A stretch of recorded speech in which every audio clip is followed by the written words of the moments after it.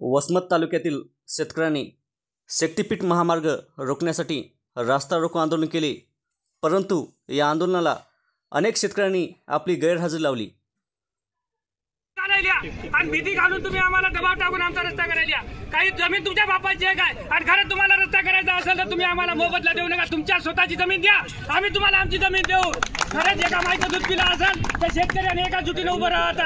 आज 1 जुलै आहे आणि यानं असं केलं 1 जुलैपासून सर्व जिल्ह्यामध्ये मोपणी सुरू केलेली आहे। कारण का तर या जिल्ह्याचे त्या जिल्ह्याला, त्या जिल्ह्याचे या जिल्ह्याला शेतकरी येऊ नये, या तालुक्याचे त्या तालुक्याला जाऊ नये म्हणून उद्यापासून प्रत्येक गावात आणि प्रत्येक उद्याच्याला केवळ फक्त शेतकऱ्यांच्या शेतातून जाते, कोणत्याही एका कोणत्या नेत्याची त्याच्यामध्ये जमीन जाणार नाही ना, कोणा एका व्यावसायिकाचं कारखाना जाणार नाही ना, कोणतं हे जाणार नाही। आणि त्यातल्या त्यात पूर्ण जर पाहिलं असता जर हाच रस्ता मीटरमधून का नेण्याची काय गरज आहे काय? जास्तीत जास्त शेतकऱ्यांना फोडून टाकायचं आणि अन्यायकारक वसमत तालुक्यामध्ये इतके आंदोलन झाले, परंतु इतका पोलीस फोर्स कुठेच आजपर्यंत आलेली नाही। आज इतकी पोलीस फोर्स इथं चालली ते भारताचे किंवा महाराष्ट्राचे नागरिक नाहीत का ते पाकिस्तानामधून आलेत?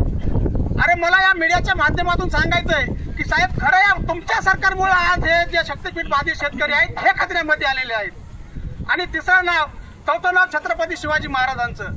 आम्हाला विकास हवाय, आम्ही विकासाच्या विरोधात नाही, पण छत्रपती शिवाजी महाराजांच्या काळात जो विकास होत गेला की शेतकऱ्यांच्या मिरचीच्या देठालाही ढका लावू नका असा छत्रपती शिवाजी महाराजांचा विकास होता।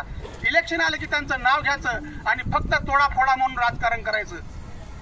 राहिला हिंगोली जिल्ह्याच्या विरोधाचा प्रश्न, जेव्हापासून हे नोटिफिकेशन निघालेलं आहे तेव्हापासून हिंगोली जिल्ह्यातले सर्वच्या सर्व कळमनुरी आणि वसमत तालुक्यातील शेतकरी रस्त्यावर येऊन आंदोलनं केलीत, निवेदनं दिलीत, पण सरकार आमच्यापर्यंत आणि किंवा आमची माहिती त्यांच्यापर्यंत केलेलं आहे आणि वारंवार आपण निवेदनं दिलीत, रास्ता रोको केलं, तरी पण आपल्या ग्राउंड लेवलची ही बातमी आतापर्यंत सरकार लेवलला पोहोचली नाही। हेच आपलं दुर्दैव आहे। कारण ज्यावेळेस हे सरकार निवडून आलं त्यातले 3-4 मुद्दे म्हणजे पहिला शक्तीपीठ रद्दचा मुद्दा, दुसरा कर्जमाफीचा मुद्दा, तिसरा हिंदू खतरे में है आणि चौथा असेल तर छत्रपती शिवाजी महाराजांचं नाव। ज्यावेळेस शक्तीपीठ महामार्ग जाहीर झाला आणि लोकसभेची निवडणूक लागली, लोकसभेमध्ये दारुण पराभव झाल्याच्या नंतर प्रसंगावधान साधून या सरकारनं शक्तीपीठ हा रद्दची घोषणा केली आणि भोळ्या बाबड्या शेतकऱ्यांनी भरपूर मतदान करून या सरकारला निवडून आणलं आणि जसं हे सरकार निवडून आलं त्याच वेळेस पुन्हा त्यांनी शक्तीपीठाची घोषणा केली। दुसरा कर्जमाफीचा मुद्दा, प्रचारात